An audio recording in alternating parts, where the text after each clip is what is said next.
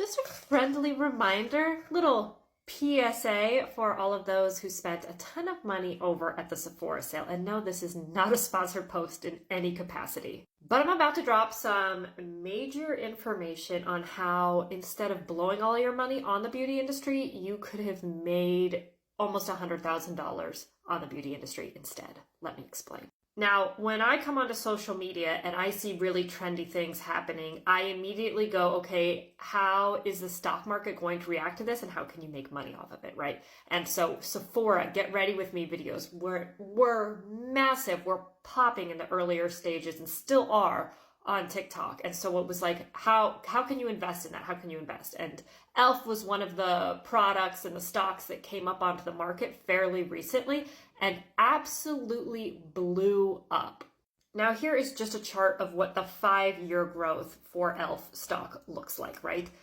It blew up. And if you had invested $1,000 5 years ago, just 5 years ago, you had invested $1,000 instead of spending $1,000 on the Sephora sale, which a lot of people tend to do. If you had just invested that money in a beauty stock like e.l.f., you would have made $20,000. Had you invested $5,000 only 5 years ago, that now would have been about $98,000.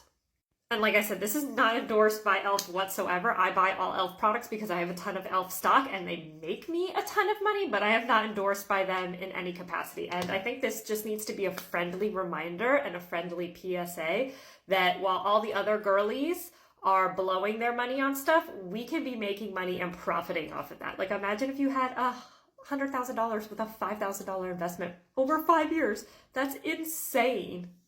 So keep an eye on the trends and see how you can invest and see smart moves you can make.